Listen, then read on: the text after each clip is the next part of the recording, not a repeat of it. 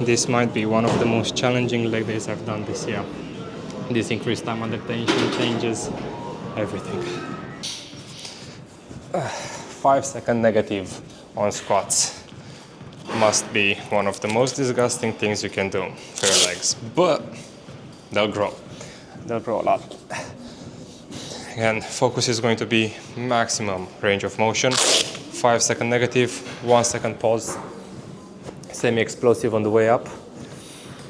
I'm gonna have a couple of warm-up sets and then working sets of 8, which are not gonna be that heavy, to be honest. I think I'm gonna be staying on like 90 kilograms or maybe going up to 100 today, something like that. But this level of time under tension and control and core stability, it really, really tanks your performance. Again, my 1 rep max on squats on its best day was 210. If I have to drop so much weight just because of this training system, it says a lot.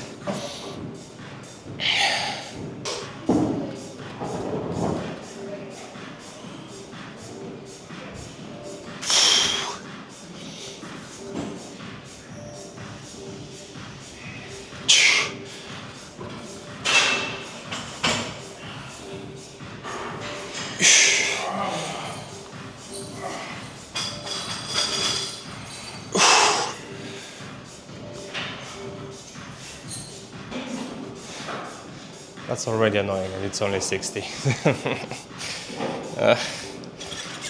Fun times. So because of the aggressive range of motion, your ankles need to be extra warmed. So what I like to do is I place my toes high on the rack, I grab from underneath and I pull myself into it, really stretching my ankles as much as I can. Now holding this in an isometric position for roughly 10 seconds per leg. I'll probably do this before every single set.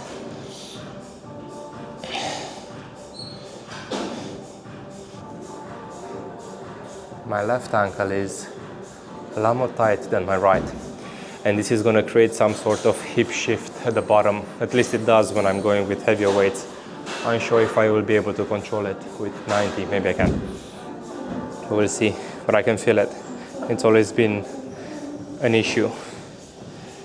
Oof. Okay.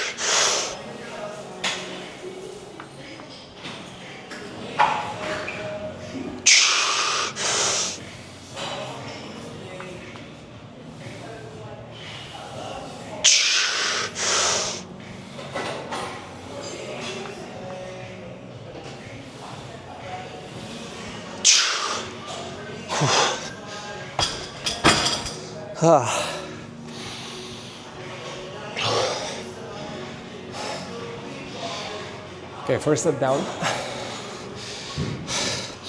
What I really enjoy by taking the time with a 5-second negative is that you can actually observe and see exactly where your body is moving and try and control your legs to be as symmetrical as possible on the press. Because when you go for 1 rep maxes or like normal tempo squats, a lot of times you use a bit of bounce at the bottom and you drop as quickly as you can so you can generate force on the way up. But because the rep is so fast on the way down, you don't really see your imbalances. You don't see that your right knee has the tendency of maybe pushing a bit more outwards and you have to bring it a bit back and things like that. So this is what's happening with my legs, for example. I feel like my right leg, because of that hip mobility, because of my left ankle, like is doing the shift. So I have to pull it back in line and make everything a lot more symmetrical. Also, when I was training for 1 rep maxes and stuff like that, My squat stance used to be quite wide, like a lot wider than hips with toes very out.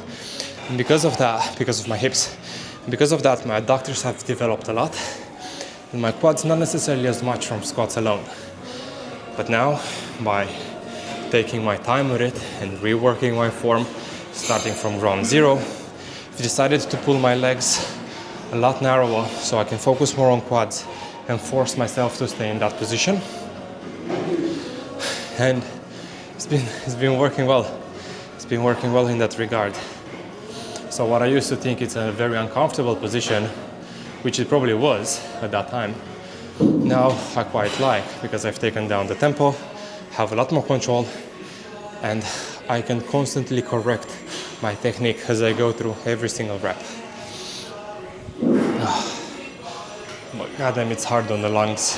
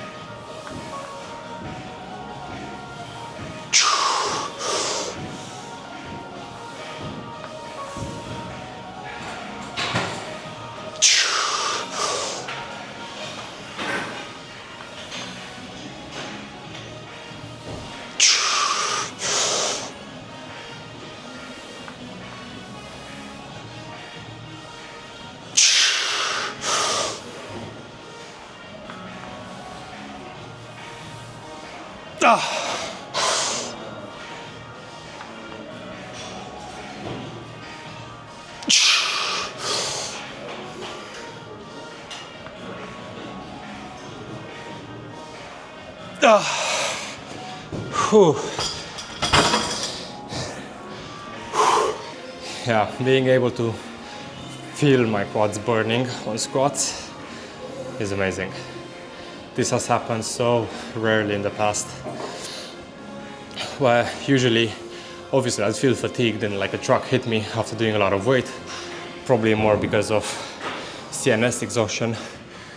But now feeling my quads burning and everything kind of like hurting and pumping in this area is great. And it's 100% the extra time and attention I'm putting on it. It's probably gonna take me a few weeks, months to find the right weight for this training system.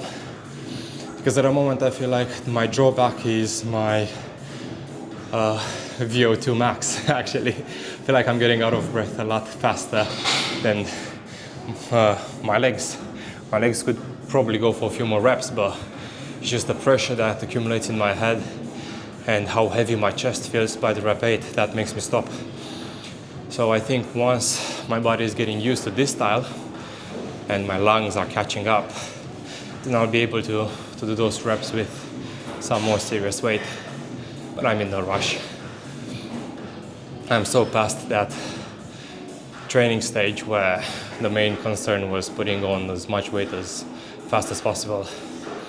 No, I just care about longevity, hypertrophy, making sure the workout feels right, that I'm destroying the muscle the way it should be destroyed, and it's not my joints doing more of the work than the muscles themselves. I don't aim to compete in a squat lift. Ultimately, I don't care how much I lift anymore. I just care about training with maximum intensity and making myself feel like shit from it. Okay, set 3. I've said this before, but if you can make a weight feel heavier just by using correct technique and adding training methodologies, do it. It's so much better. It will save your joints in the long run.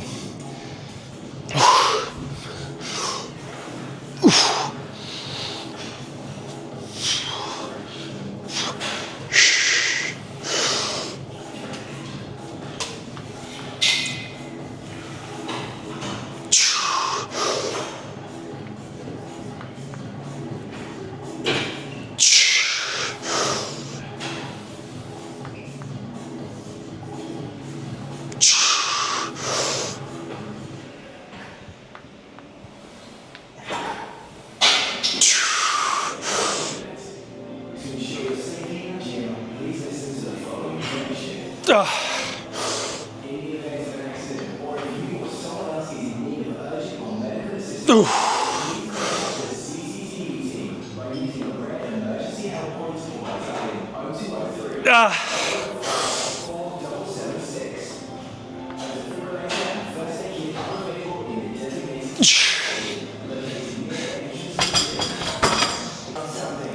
one more.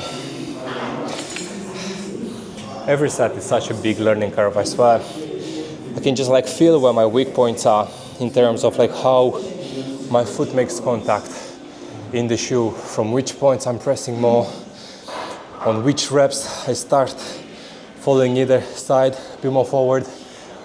So it's so interesting to study and trying to perfect this as much as possible. Because you'll have your weak points by default anyway, but when you combine fatigue into it, you discover new ones. So then the question is, how do you tackle those? It's so much fun.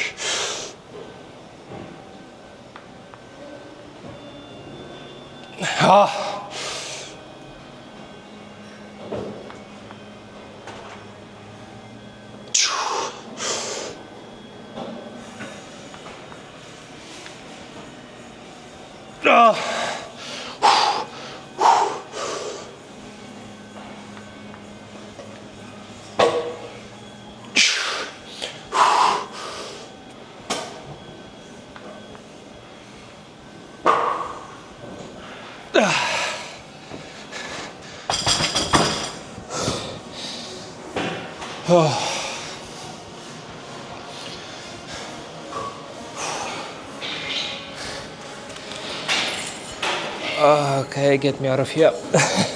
Okay, moving into Bulgarian split squats. So this is my setup with them. I like to do them on a step to milk more range of motion. And then for the bench, I just make like a V in between the seat and the back support. So my foot is a tiny bit better anchored and it doesn't slide. Obviously, when you're high on a step, the last thing that you want is more instability. So this comes in handy. I'll start with one warm-up without any weight. We'll go for 8 reps with a slow negative. If I'm doing the left leg forward, I'm going to have the bar on the left side and then the dumbbell into my right arm.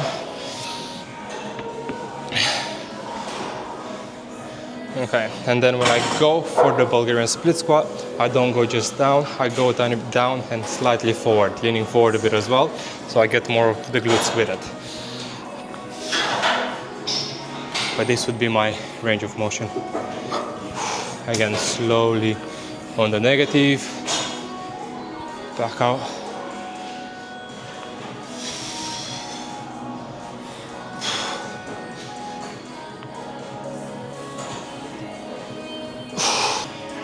Rest for a second, and we're getting into the main set. Probably with a maximum 20 kilogram dumbbell. I'm not even sure about that, to be honest.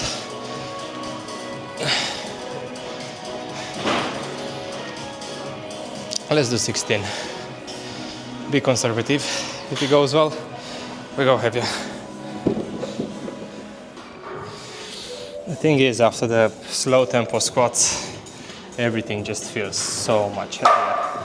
My legs burn out after my second rep in here already, so it's just a lot of work against pain.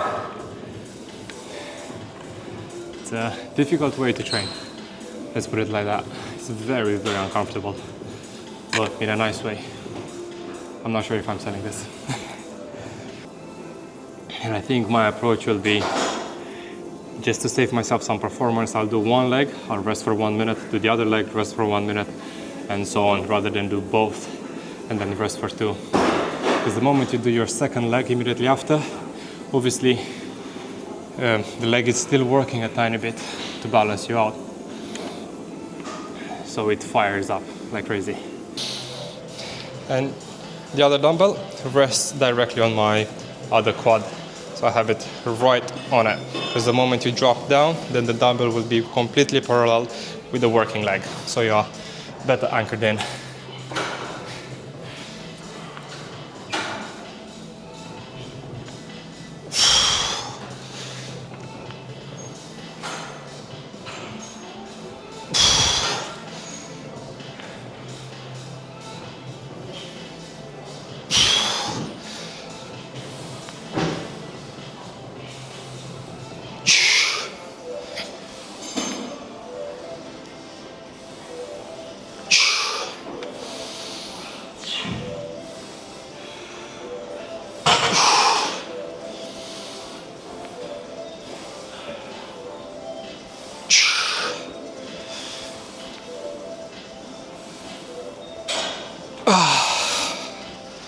Oof.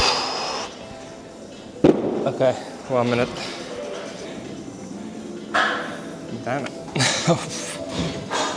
Oh, the lactic acid burn. Jesus. Yeah, having a minute rest in between the legs was the smart call.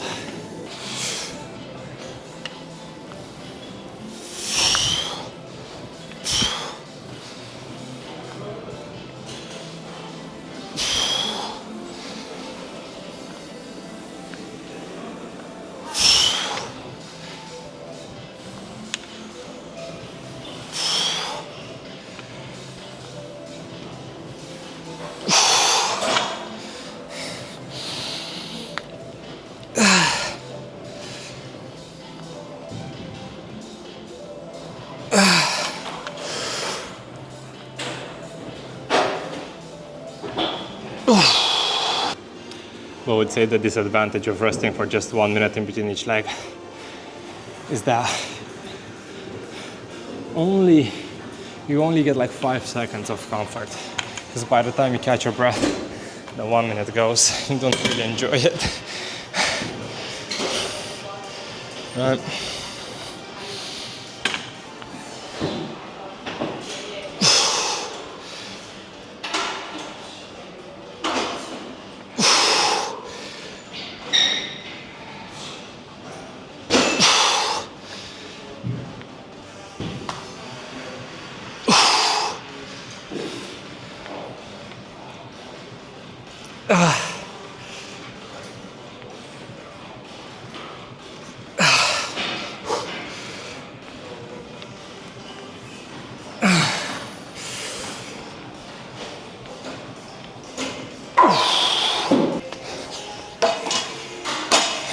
For calves, I'll do 5 sets.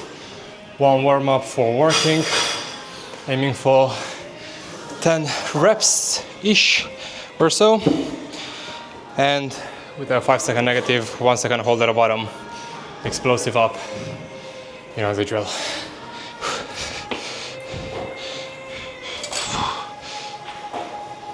Making sure you're getting the full stretch at the bottom.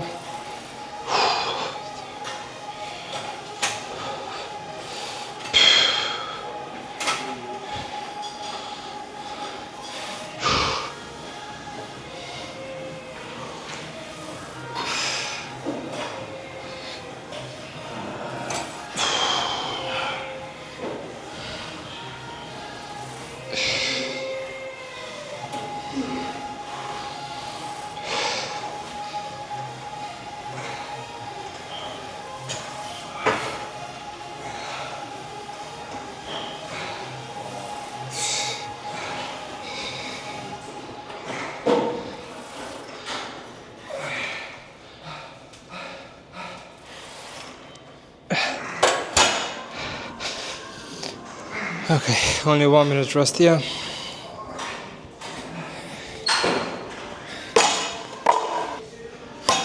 Yeah, the Bulgarian split squats low-key wiped me out. My legs, my glutes are toasted, Jesus. This is another thing that I like about this, because you're not using such heavy weights anymore. Like, you don't get that deep numbness like you're coming out of a K-hole. It's more so actual muscle fatigue rather than CNS burnout. And Yeah, for me at least, I haven't felt this enough for my leg training. It's usually the other way around.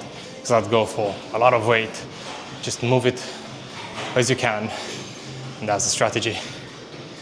I enjoy this much more.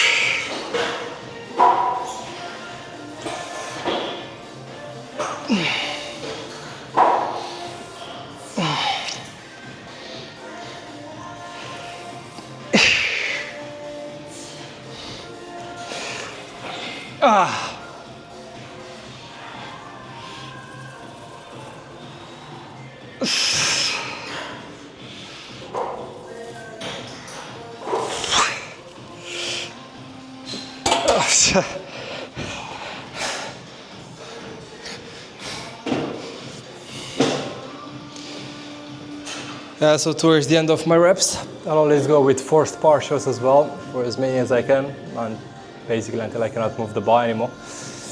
And call it a day there. Oof, the calves are feeling it. If you're using knee sleeves, by the way, and you're staying with them for your first two movements, like squats and Bulgarian split squats, keep them on for calves as well. The vasorestriction will give you better contractions on the calves. I always feel I have a much better mind-muscle connection when I have my knee sleeves on my calves than when I don't have them on. So they're already there. Leave them on for 3-4 more sets. Destroy the calves as well, and then take them off. Oh, I'm toast.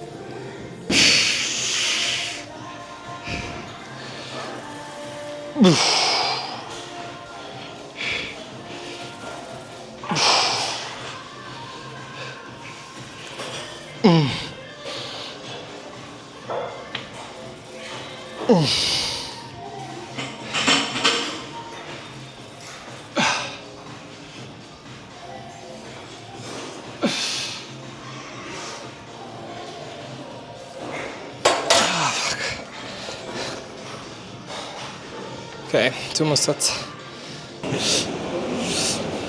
Right, moving into leg extensions. I got 3 sets here of 10 with again 5-second negative controlled. Trying to maintain the squeeze for a second as well. This is gonna be painful. Let's see.